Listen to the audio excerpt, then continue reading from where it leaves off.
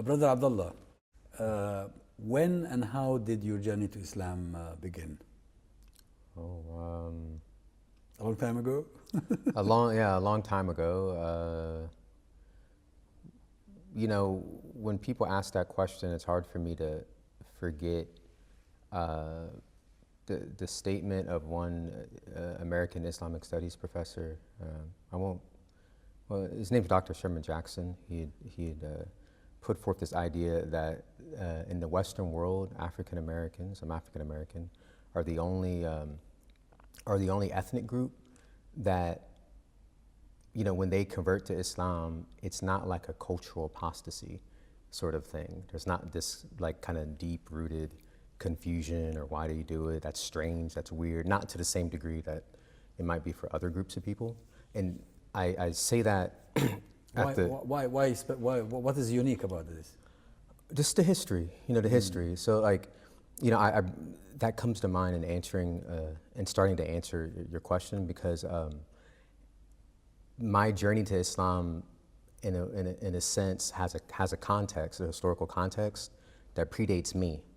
So there's a reason why it seemed very natural for me to do it, and other people that I share a general background, a very kind of general background with, where it wasn't like a bizarre thing for me to do. It wasn't that strange for me to do, even though it was, not easy or anything, but it was much easier than probably for other people.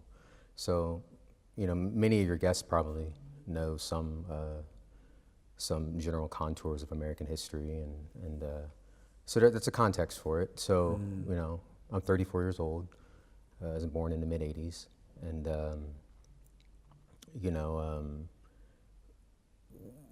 when I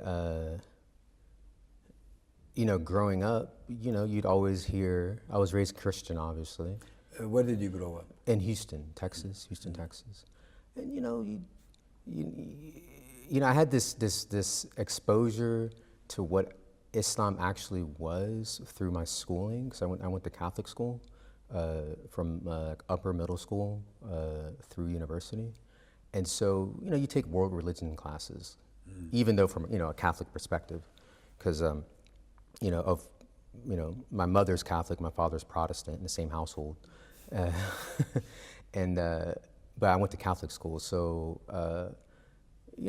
I was raised Catholic, but they give like a pretty accurate depiction in a just somewhat scholarly sense about what Islam is in terms of like at least Sunni Islam,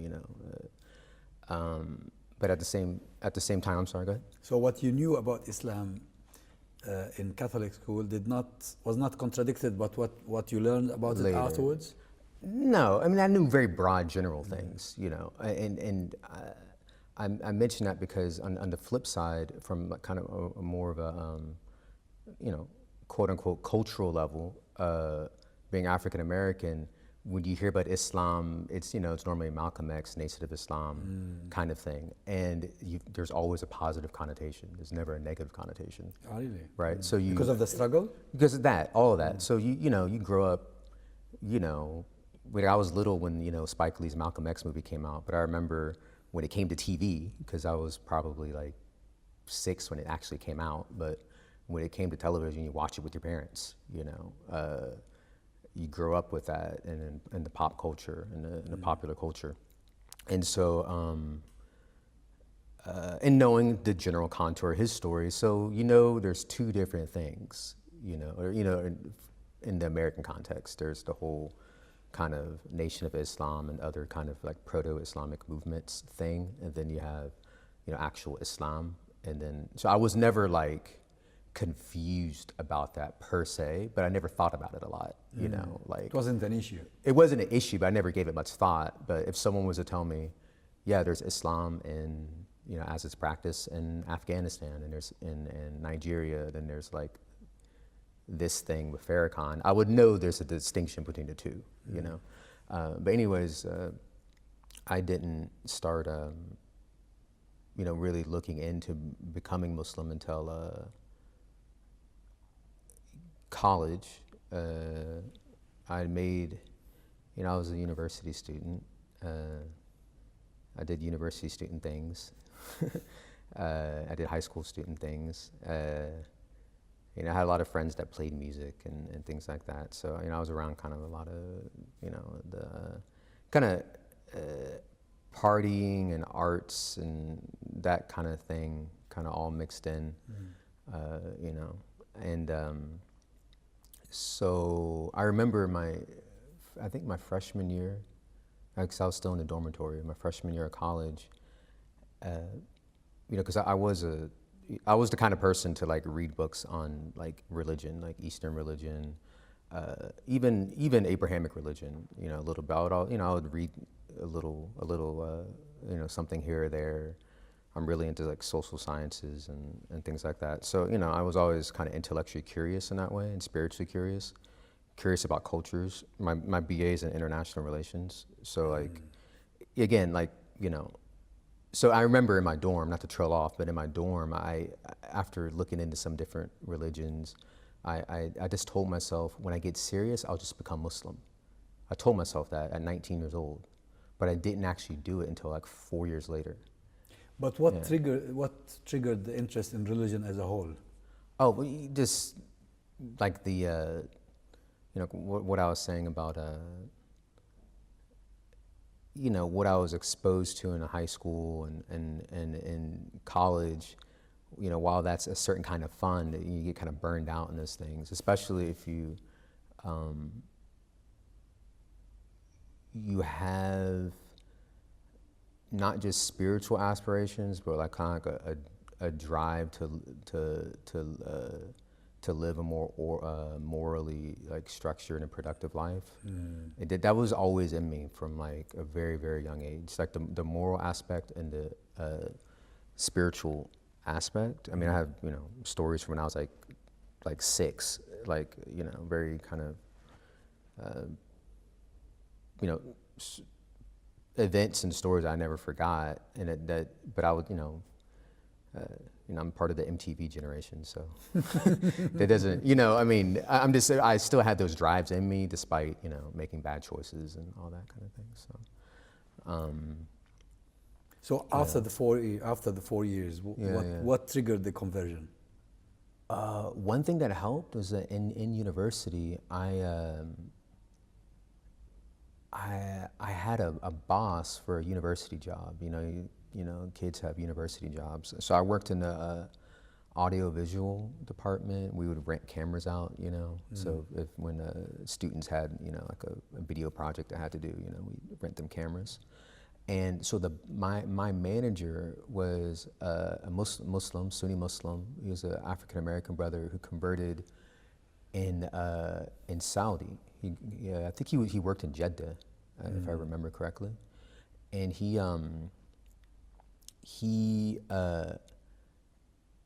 was the sweetest guy, and he actually converted there. He was a non-Muslim guy working in Jeddah. You know, he'd heard, because he's deep in the audio-visual kind of professional circles, and so he heard about jobs in Jeddah for his field and like media services and video editing. So he went there just to work? He just went there to work. And then he ended up converting to Islam somehow. And he was an interesting guy because, you know, he was raised Catholic. His wife was actually Catholic because, I mean, he converted maybe between marriages, but you know, it was just interesting, like, you know, at that time, being non-Muslim at that time, going to a Catholic school, you have this guy who you can relate to, and he's Muslim. He has a similar background. I think he went to Catholic high school, I'm pretty sure. And he accepts Islam, and he was this very beautifully tempered, normal, like American guy, but you know, he prayed 5 times a day. You know, he went to Jummah, he fasted Ramadan. He organized during Ramadan, he, you know, organized iftars, some of those like kind of intercultural type iftar things, interfaith kind of thing. And so I spent like 3 years working for him, and he was so patient. You know, he had probably the most diverse office environment. So he had all kinds of people, like literally all kinds of people. Different ethnicities, different sexual orientations, the whole nine. And you know, his office was actually voted the most, like he won on a couple occasions when I was there, like, you know, the best workplace in the university. You know, it was, you know, it's a medium-sized liberal arts school. I mean, it wasn't like a small school. You know, there's different offices, and he would win, and that said something about his character. You know, he was very professional, but he was also very professional. In addition to that, he knew who he was working with. He knew who he was working with. So, like, you know, he had this kind of strange hodgepodge of university student workers. You know, he wouldn't be surprised on Saturday, because we were open on Saturdays, if someone came in and, you know, 45 minutes late for their shift, probably because they were partying or something. And he would just be so patient. You know, he didn't drill people, but he might, you know, press you a little bit. So anyways, that was the first practicing Muslim I ever met. And you admired his character? Yeah, I admired his temperament, his character. You know, he wasn't perfect. No one's perfect, but he's definitely like a stand-up guy, like a really good Muslim. And yeah, that was a big influence. You know, no pamphlets. You know, I didn't get a pamphlet. I didn't, you know, not to say that, you know, people shouldn't hand out books about Islam or whatever. I mean, that has its place. Different people have different ways. Did you have discussions with him? Did you enter into discussions with him? I mean, so he would still talk about Islam. Sometimes people might ask a question. Yeah,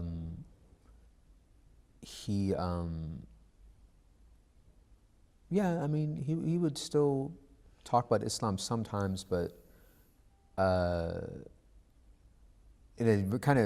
more in a general informational sense. You know, information in the sense of, you know, his lived experience about Islam. Maybe if someone had a question, he might, you know, challenge a misconception, you know, politely or something. But you'd always have him and how he is to juxtapose, you know, up against like things to the contrary. So, you know, and then, you know, we had a few professors who were Muslim, and they would come by. There was a brother from Sudan, who's one of the Arabic teachers, who's a professor. And so you'd see people who were from like the Muslim world that would come by every now and then, and they were clearly brothers in the religion, you know, and you'd see that, but at the same time, you know, you can see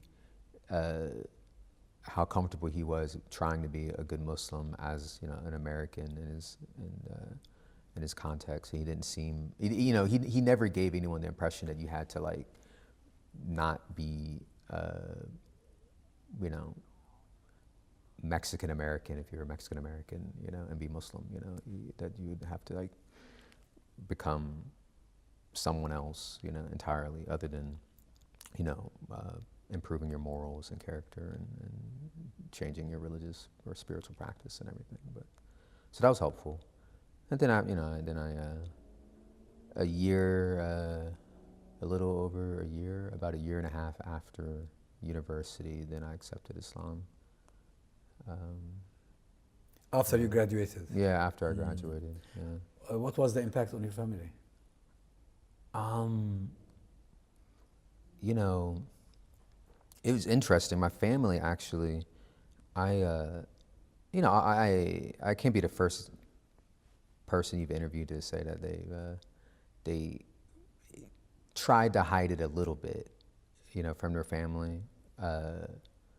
You know, especially in the process, you know, like, so obviously before I took my Shahada, there was a, you know, like 6 months of like kind of, you know, reading the English translation of Quran, doing some research. And I remember I had this translation of the Quran in my room at home, because I was living at home after I came back. I was working back in Houston. And I would put my Islamic literature in a certain place. And I remember coming home one day, and I was probably going to pull out the Quran and flip through some pages, and I couldn't find it because it was set somewhere else.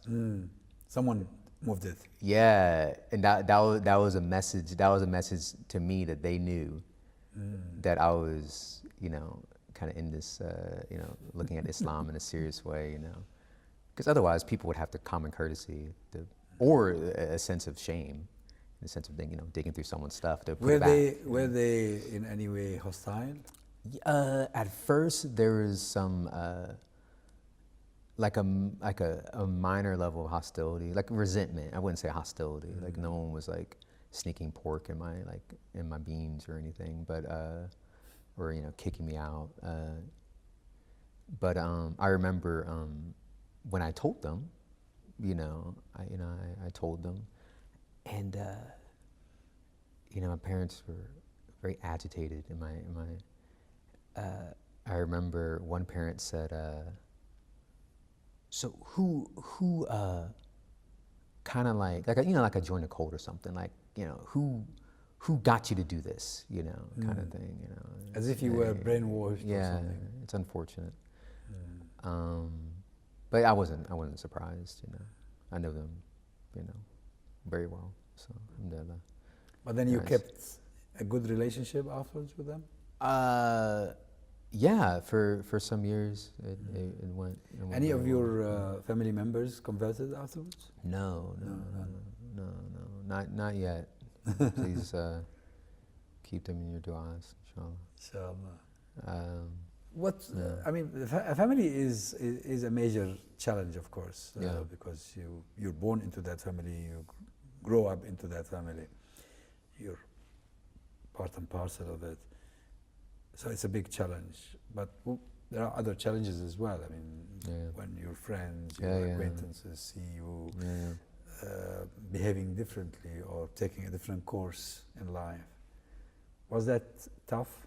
Yeah, that was, that might have been harder than like the relatively minor level or degree of, resentment I got from family members. Because, for like, I'm kind of in the upper millennial age group, and they say that about our group, that like, your friends are kind of more impactful in your life than your parents are in many ways, and your family members. So, I was very close to my friends from university and also some guys from high school. And some people were really cool about it. Like a couple people were very, very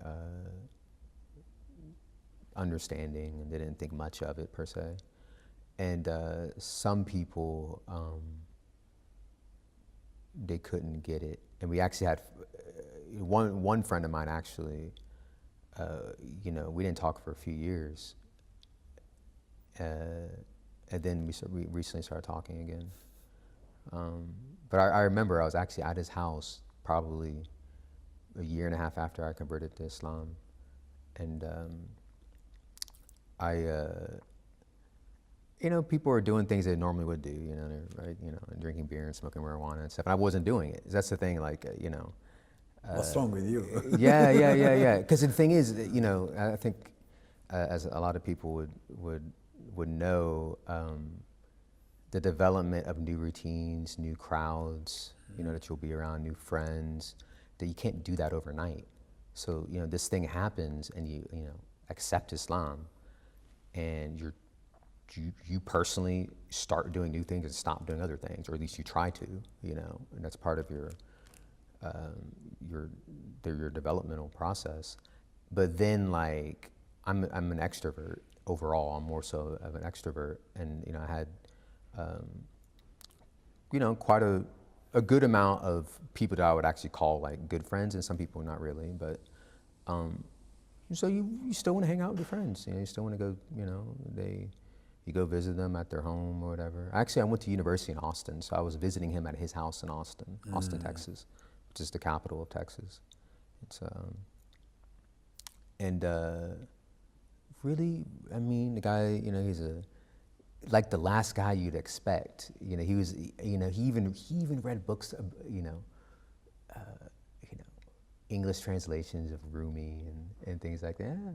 You know. So he had some good knowledge about Islam. I mean, you know, but you know, a lot of Westerners with their exposure to certain aspects of Islamic spirituality, it's kind of out from the norm, actually, of how we would understand it. Mystic. Yeah, it's not understood actually in the context of how Muslims actually understand it. So I remember, like, I mean, before becoming Muslim, I remember, like, I mean, he's the kind of person that would always be talking about spirituality, and you know, he lived in Bali for a little bit for 4 or 5 months, and you know, I mean, he was like that guy, right? He's kind of a strange artist kind of person. And I was at his house, and people were doing those things, and you know, he said, "Hey, you know, you want a beer on, or you want to smoke this or that?" I said, "No, I'm good, man." And he goes, "What?" And I go, and he's like, "How long has it been?" Because he knew I was Muslim. He's like, "How long has it been since you've done any of this kind of stuff?" I was like, "Oh, like 1.5 years," because I've been Muslim 1.5 years.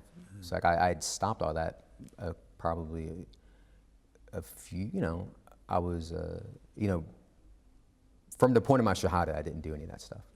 And so I told him, like 1.5 years, and he said, you know, BS. That's what he said. You know, he said, not true. You know, he said, he swore. He thought it. Yeah, he said that word, and he said, you know, he said, "You're lying." You know, like. Oh, he didn't. Yeah, believe you. that he didn't believe me. Yeah, it's strange. I know it's kind of a weird tangent, but he didn't expect you. He didn't expect it. Yeah. Transition. So it would have been fine. That's an interesting thing also about, I don't know, some people, I guess, I don't know if it's like an American thing or a Western thing, when some people are fine with you making that spiritual decision, but your behaviors need to remain the same, you know? Yeah, that's the thing about Islam. You see, even, I mean, you already know this, but when a person enters into Islam, it's a whole life. Yeah. And I interviewed some of the brothers and the sisters who converted to Islam, and actually many of them lost their friends. Yeah. Because friendship before Islam was about a certain lifestyle. Right. And then after conversion, it's a completely different lifestyle. They cannot coexist with it. Right. Yeah. And the friends that I made after becoming Muslim, I mean, it's compensating. Oh, more than, more than. Now you're now in Turkey. Have you visited other places in the Muslim world? No, not yet. Turkey was the first Muslim country that I've ever traveled to. How long have you been here? Over 3 years. 3 years. 3 years. Yeah. You like it here? Love it. It's. What do you do here? I'm a student, so I was in a program. There's a lot of Westerners that are living on the Asian side of Istanbul, affiliated with a program that focuses on Islamic spirituality. There's a teacher who had been teaching tezkiyah and things. Oh, you North come and America. join him? Yeah, his program. MashaAllah. So a lot of Canadians, Americans, South Africans, and so I came originally. My family and I came originally to be part of that program, and now I'm making preparations, inshallah, to do like a theology faculty, Islamic theology faculty, and go from there, inshallah. Now you're married and you have children. Is life easier here than it would have been in the States for you as a family? As a Muslim family, yes, yeah. It's my wife and I, respectively, we feel almost guilty at times for like being here, and because most of our Muslim friends are back there, and it's just not. It's a much better environment here.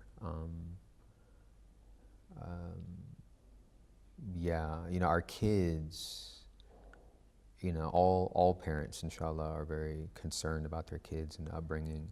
But since we're both converts, we really want to instill in our kids like a very, as much of a profound reverence for Islam as we can, and not just reverence, but also like feeling at home being Muslim. And you know, it's something we've seen back home. Some people convert, and that doesn't necessarily mean, and they're very active, you know, they might be very involved. Their masjid might be mostly converts. We actually, you know, a couple masajid that we're members of from back in Texas are largely convert masajid, or at least heavily populated by converts. And but that doesn't mean that the kids, and we've seen it, we've seen this. You know, I've seen families, you know, maybe the parents converted in the 70s, and the you know, out of their 4 kids, you know, 2 or 3 are Muslim, 1's not. And we know that's a thing. Like, that's really a thing, you know, let alone for people who come from, you know, Muslim countries, or, you know, born Muslims. That challenge actually confronts Muslims equally, whether they are converts or born as Muslims. Because of the sort of environment. The environment is very challenging. Yes. Yeah, very much. You know, the strange thing about Istanbul is that, and Turkey generally, is that it has many of the same negative things that you'd find in the West, but it has the positive things. It has the positive things, and you can choose. You can choose. In America, the choice is a lot harder because it's just a flood of all the bad things. You know, it's very limited. You know, the quote unquote Islamic choices are quite limited, but they're there, and the people that are involved in them are very beautiful people, and they're very, but the environment is just, it's like climbing a mountain compared to here, you know. Brother Abdullah, it's been really a great pleasure talking to you. It's Many thanks for giving you. us the opportunity to talk to you. Barakallahu fikum. Jazakallah khair. Wa yakum.